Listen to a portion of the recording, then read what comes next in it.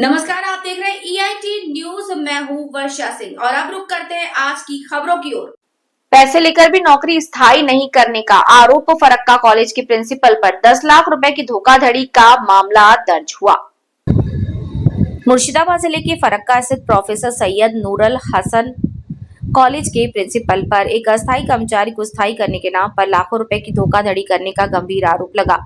पीड़ित का दावा है कि नौकरी स्थायी करने के बाद उनसे 10 लाख रुपए लिए गए थे, लेकिन वादा पूरा नहीं किया गया। इस संबंध में कॉलेज के एक अस्थायी कर्मचारी फिरोज शेख ने बीती 25 जून को फरक्का थाने में एक लिखित शिकायत दर्ज कराई। इतना ही नहीं, पीड़ित का ये भी दावा है कि इसी तरह का झांसा देकर कॉलेज के एक अन्य अस्थायी कर्मचारी से भी 7 लाख रुपए लिए गए। लिखित शिकायत में फिरोज शेख ने बताया कि नौकरी स्थायी होने का आश्वासन मिलने पर उन्होंने किश्तों में कुल 10 लाख रुपए प्रिंसिपल को सौंपे थे, लेकिन लंबा समय बीत जाने के बाद भी जब काम नहीं हुआ तो उन्होंने पुलिस का दरवाजा खटखटाया। इस घटना के सामने आने के बाद फरक्का और आसपास के इलाकों में भारी सनसनी फैल गई है। प्रिंसिपल का पक्ष। दूसरी ओर कॉलेज के principal doctor captain Shivashish Banerjee ने अपने ऊपर लगे सभी आरोपों को पूरी तरह बेबुनियाद और काल्पनिक बताते हुए खारिज कर दिया है। उन्होंने पलटवार करते हुए कहा कि मैंने खुद इन लोगों को कॉलेज में अस्थायी कर्मचारी के रूप में काम करने का अवसर दिया था। अगर इन्होंने वास्तव में पैसे दिए थे तो इतने दिनों तक चुप क्यों थे? अब जब मैं सेवानिवृत्त रिटायरमेंट की कगार पर हूं, ठीक उस समय इस तरह के झूठे आरोप लगाए जा रहे हैं। इस आरोप प्रत्यारोप के बीच स्थानीय निवासी और जानकारों का मानना है कि मामले की निष्पक्ष जांच होनी चाहिए ताकि सच्चाई सामने आ सके। फरक्का थाना पुलिस के अनुसार उन्हें इस संबंध में एक लिखित शिकायत मिली है और मामले की सत्यता की जांच के लिए पूरे घटनाक्रम की गहन तफ्तीश की जा रही है। कॉलेज की प्रिंसिपल ने शिकायत दर्ज करने वाला कैजुअल स्टाफ को सस्पेंशन का नोटिस भी जारी किया है। अब देखना है कि एक तरफ प्रिंसिपल के सस्पेंशन और दूसरी तरफ शिकायत किया गया प्रिंसिपल के ऊपर आरोप, यहाँ ये कहां तक सही है। লিখিত অভিযোগ দিয়েছি কারণ প্রিন্সিপাল আমাদের স্থায়ীকরণ করার জন্য আমাদের কাছ থেকে ধাপে ধাপে ঠিক আছে চাকরির প্রলোভন দেখিয়ে এবং ভয় এবার আমার যে পোস্ট ক্যাজুয়াল পোস্ট সেটাও বাঁচানোর জন্যই আমি টাকাটা দেয় ধাপে ধাপে। কত সালে আমরা স্টার্টিং করি 2015 সালে, ঠিক আছে। প্রিন্সিপাল সঙ্গে এক আমি মামার থ্রুতেই পরিচিত, ওনার সঙ্গে পরিচিত হয়। তারপরে আমার কাছ থেকে আমাকে বলে যে বাবু চাকরি বাকরি কর, আমার হাতে আছে, আমরা করে দিতে পারবো। বিশ্বাস করি এ গ্রেড অফিসার উনি প্রিন্সিপাল করে দিবেন। তো আমি টাকা দিতে শুরু করি 2015 সাল থেকে।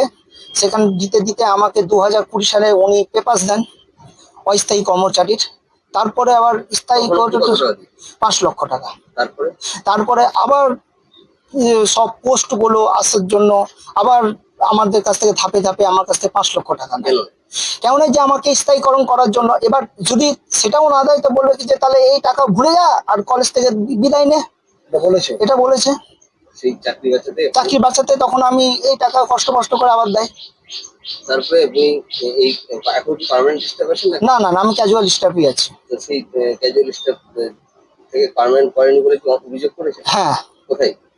আমি থানাতে করেছি, ডিএম সাহেবকে করেছি, এসডিও সাহেবকে করেছি, বিডিও সাহেবকে করেছি। আমাদের সঙ্গে এখন কোন তো কমিউনিকেশন কিছু করছেন না উনি। এই টাকাটা চেয়েছিলেন? হ্যাঁ, আমরা বলেছি কিন্তু কোনো রকম ভাবে কমিউনিকেশন করছেন না উনি। না, তার জন্য পড়াশোনার দ্বারস্থ। হ্যাঁ হ্যাঁ, পড়াশোনার দ্বারস্থ হয়েছি যে আমাদের হয়তো টাকাটা বুঝিয়ে দেওয়া হোক, কারণ এই কলেজে থেকে নিয়ে এই 6-7 হাজার স্যালারিতে আমার পক্ষে সম্ভব না। একটা মালদা থেকে আসা, কারণ আমার কাছে এইভাবে টাকা নিয়েছে।